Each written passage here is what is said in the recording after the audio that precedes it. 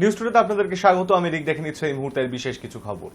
শিয়ালদহ বনগাঁ শাখার অশোকনগর স্টেশনে রেল অবরোধ চালায় ব্যাহত ট্রেন পরিষেবা। লাঠিচার্জ করে অবরোধকারীদের সরিয়ে দেওয়া হয়েছে। কাজের দিন অফিস টাইমে শিয়ালদা বনগাঁ শাখার অশোকনগর রেল স্টেশনে রেল অবরোধ। লোকাল ট্রেনের যাত্রাপথ সংক্ষিপ্ত করার প্রতিবাদেই সকাল থেকে অবরোধ শুরু হয়েছিল অশোকনগর রেল স্টেশনে। অবরোধ চলার কারণে বনগাঁ শিয়ালদা লোকালে ব্যাহত ট্রেন পরিষেবা। আপ এবং ডাউন লাইনে পরপর দাঁড়িয়ে পড়ে একাধিক ট্রেন। ব্যস্ত সময় এই ঘটনা ছেড়ে বিপাকে পড়তে হয় নিত্যযাত্রীদের। প্রায় 2 ঘন্টা অবরোধ চলার পর ঘটনাস্থলে আসে জিআরপি। লাঠিচার্জ করে অবরোধকারীদের সরিয়ে দেওয়া হয়। আটকও করা হয় বেশ কয়েকজনকে। সকাল 9:30টার পর গড়ায় ট্রেনের চাকা। অবরোধকারীদের বক্তব্য, বনগাঁ থেকে ছাড়া মাঝেরহাট লোকাল অধিকাংশ দিন মাঝেরহাট স্টেশন পর্যন্ত যায় না। কখনো বারাসাত, কখনো কলকাতা স্টেশনে গিয়ে থেমে যায়। এভাবে মাঝেরহাট লোকালে যাত্রাপথ সংক্ষিপ্ত করার প্রতিবাদেই শুক্রবার সকাল 7:30 থেকে অবরোধ শুরু করেন তারা। সকাল 7:30টায় ডাউন মাঝেরহাট লোকাল অশোকনগর স্টেশনে ঢুকতেই ট্রেন অবরোধ শুরু হয়। ব্যস্ত সময় ট্রেন অবরোধ করায় নিত্যযাত্রীদের একাংশের সঙ্গে অবরোধকারীদের বচসা শুরু হয়ে যায়। নিত্যযাত্রীদের বক্তব্য, তাদের ট্রেনে উঠতে বাধা দেওয়া হয়। অবরোধের জেরে বনগাঁ শিয়ালদা লাইনে ট্রেন পরিষেবা কার্যত বন্ধ হয়ে যায়। কর্মস্থলের উদ্দেশ্যে বেরিয়ে বিপাকে পড়েন বহু নিত্যযাত্রী। অন্যদিকে ট্রেন দাঁড়িয়ে পড়ায় অশোকনগর স্টেশন সংলগ্ন লেভেল ক্রসিং দীর্ঘক্ষণ খোলা যায়নি। ফলে যশোর রুটেও যানজটের সৃষ্টি হয়। লম্বা সারিতে দাঁড়িয়ে পড়ে একের পর এক গাড়ি। সব মিলিয়ে অশোকনগরে চরম বিশৃঙ্খলা তৈরি হয়। ভোগান্তির শিকার হন নিত্যযাত্রীরা। সকাল 9:30টার পর গড়ায় ট্রেনের চাকা। Hi News Network. শুক্রবার সকালবেলায় ময়দান থেকে উদ্ধার পুরুষের দেহ। খুন নাকি অন্য কিছু, তদন্তে পুলিশ। সাত সকালে কলকাতার রাস্তায় পড়ে দেহ। শুক্রবার সকালে এই ঘটনাকে কেন্দ্র করে ময়দান এলাকায় তুমুল আতঙ্ক ছড়ালো। কার দেহ তা স্পষ্ট নয়। খুন করা হয়েছে কিনা তাও এখনো অজানা। দেহটি উদ্ধার করেছে ময়দান থানার পুলিশ। শুক্রবার সকাল 8:30 নাগাদ ডাফরিন রোডে পরিবহন দফতরের ময়দান টেন্টের ফুটপাতে পুরুষের দেহটি উদ্ধার হয়। পুলিশকে খবর দেওয়া হলে তারা এসে দেহটি উদ্ধার করে নিয়ে যায়। কিন্তু কিভাবে মৃত্যু হলো তার খতিয়ে দেখছে পুলিশ। পাশাপাশি মৃতের পরিচয় জানার চেষ্টা চলছে।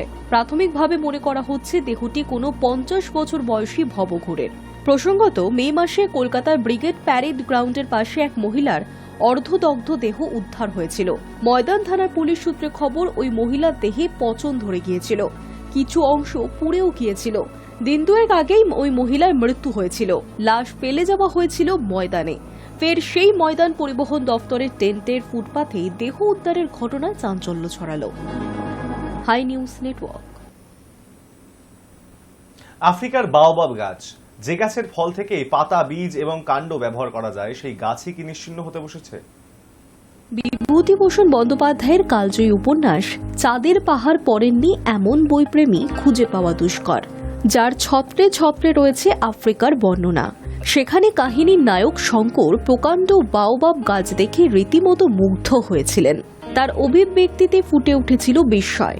সেই বনস্পতি কিনা এবার ধীরে ধীরে নিশ্চিহ্ন হতে বসেছে। আফ্রিকার বিশ্ব পরিচিতিতে মিশে আছে বাওবাব, যার বিজ্ঞানসম্মত নাম অ্যাডামসোনিয়া ডিজিটাটা। বাওবাব গাছের বৈশিষ্ট্য হল এটি কাণ্ডে কয়েক লক্ষ লিটার জল ধারণ করতে পারে। এটি দেখতে অনেকটা বোতলের মতো। আফ্রিকার এর অপর নাম বিশ্ব গাছ বা দ্য ওয়ার্ল্ড ট্রি। আফ্রিকা ছাড়াও কিছু আরব দেশেও এই বাওবাব গাছ দেখতে পাওয়া যায়। সাম্প্রতিক গবেষণায় দক্ষিণ আফ্রিকার পরিবেশবিদেরা দাবি করেছেন ধীরে ধীরে মৃত্যুর কোলে ঢলে পড়ছে বাওবাব গাছগুলি, যার নেপথ্যে রয়েছে জলবায়ু পরিবর্তন। এই নিয়ে 2018 সালে নেচার প্ল্যান্টস পত্রিকায় একটি সমীক্ষা রিপোর্ট প্রকাশিত হয়। সেখানেই উঠে আসে বাওবাব মহিরোহের মৃত্যু সংক্রান্ত চাঞ্চল্যকর তথ্য। রিপোর্টে বলা হয়েছিল দক্ষিণ আফ্রিকায় 15টি প্রাচীন বাওবাবের উপর নজরদারির কথা, যা 10টি জলবায়ু বদলের কারণে মরে গিয়েছে বা ভেঙে পড়েছে। দক্ষিণ আফ্রিকার পরিবেশ এবং উদ্ভিদবিদদের একাংশ অবশ্য এই মহিরোহের মৃত্যুর কারণ ঘিরে কিছুটা সন্দিহান। তাদের অনুমান, হঠাৎ করে বাওবাব গাছগুলির দেহ রাখার নেপথ্যে রয়েছে জলবায়ু বদল। তাদের দেওয়া এই তত্ত্ব সমাজ মাধ্যমে ভাইরাল হয়েছে। বিষয়টি উড়িয়ে দিচ্ছেন না অন্য বিজ্ঞানীরাও। আফ্রিকার বাস্তুতন্ত্র নিয়ন্ত্রণে বাওবাব গাছের ভূমিকা অপরিসীম। এই মহিরুহগুলি সেখানকার বাসিন্দা ও প্রাণীকুলকে খাদ্য ও আশ্রয় দিয়ে থাকে।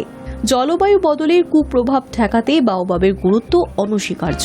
বাওবাব ফল বিক্রি করে আফ্রিকার কৃষকেরা হাজার হাজার টাকা রোজগার করেন। এই ব্যবসা আগামী দিনে $1 কোটি পৌঁছতে পারে বলে মনে করা হচ্ছে। পুষ্টিবিদদের কথায় আফ্রিকার এই ফল ভিটামিন সিতে পরিপূর্ণ। এছাড়া এতে পটাশিয়াম, ম্যাগনেসিয়াম, ক্যালসিয়াম এবং অ্যান্টিঅক্সিডেন্ট রয়েছে। মানবদেহে প্রাকৃতিক প্রোবায়োটিক তৈরিতে সাহায্য করে বাওবাব ফল। আফ্রিকায় তাই বাওবাব গাছের পরিচিতি ট্রি অফ লাইফ বা জীবনের গাছ হিসেবেও। এগুলি আনুমানিক 1000 বছর বেঁচে থাকে, আর তাই বিশ্বের দীর্ঘজীবী উদ্ভিদের তালিকায় নাম রয়েছে এই মহিরুহের। বাওবাব শুধু আফ্রিকাবাসীর উপকারে আসে এমনটা কিন্তু নয়, এতে আশ্রয় নেয় বহু বন্য প্রাণী। তাদের বাস্তুতন্ত্রের সঙ্গে ওতপ্রোতভাবে জড়িয়ে রয়েছে প্রাচীন এই মহিরুহ। বাওবাব স্থানীয় উপজাতিদের ঐতিহ্য ও সংস্কৃতির সঙ্গে মিশে রয়েছে, যারা এর পাতা, ফল, বীজ এবং কাণ্ড ওষুধ হিসেবে ব্যবহার করেন। High News network. কার্তিক শেষে শীষের শিশিরানি, ঝুপ করে বা ঠান্ডা নামবে শহরতলিতে। দীপাবলির পর থেকেই গ্রামাঞ্চলে একটা শীতের আমেজ এসছে। এবার কার্তিক সংক্রান্তিতে এই শীতের হাওয়ার শিশিরানি মহানগরে। অবশেষে শীতের আমেজ বঙ্গে। তাপমাত্রা নামছে ক্রমশ। তাহলে অবশেষে কি এলো শীত? পরপর নিম্নচাপ আর বৃষ্টির জন্য আটকে ছিল শীত। নভেম্বরের শুরুতেও রীতিমতো ঘাম দিয়েছে। অবশেষে বদলাতে শুরু করেছে আবহাওয়া। শুক্রবার সকাল থেকেই কলকাতা সহ রাজ্যের একাধিক জেলায় শীত শীত ভাব অনুভূত করা যাচ্ছে। উত্তর পশ্চিম হাওয়ার দাপটের ফলে তাপমাত্রা স্বাভাবিকের নিচে নেমেছে বলেই জানাচ্ছেন আবহাওয়াবিদরা। আলিপুর আবহাওয়া দপ্তরের রিপোর্ট বলছে, শুক্রবার কলকাতার সর্বোচ্চ তাপমাত্রা 29.4 ডিগ্রি সেলসিয়াস, যা স্বাভাবিকের থেকে 1.2 ডিগ্রি কম, আর সর্বনিম্ন তাপমাত্রা 20 ডিগ্রি সেলসিয়াস, যা স্বাভাবিকের থেকে 0.3 ডিগ্রি কম। হালকা ঠান্ডা লাগলেও এবার সোয়েটার চাদর নামিয়ে ফেলতে হবে, তেমনটাই জানান দিচ্ছে আবহাওয়ার রিপোর্ট। জানা যাচ্ছে এবার ধীরে ধীরে নামবে পারদ। উত্তরের হাওয়া বইতে শুরু করেছে। আগামী 5 দিনে 2 থেকে 4 ডিগ্রি সেলসিয়াস কমবে রাতের তাপমাত্রা। সর্বনিম্ন তাপমাত্রা চলে যাবে স্বাভাবিকের নিচে। সপ্তাহান্তে অর্থাৎ শনি রবিবারেই আবহাওয়া বদলে যাবে অনেকটাই। বেশ কিছুদিন ধরেই সকালের দিকে সামান্য কুয়াশা চোখে পড়ছে।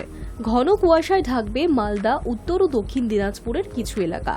দৃশ্যমানতা কোথাও 50 মিটার ছুঁতে পারে। পাশাপাশি রাজ্যে এই মুহূর্তে বৃষ্টির কোনো সম্ভাবনা নেই। Hi News Network. News Today এখন এই পর্যন্তই। দেখতে থাকুন হাই নিউজ, নির্ভীক, নিরপেক্ষ।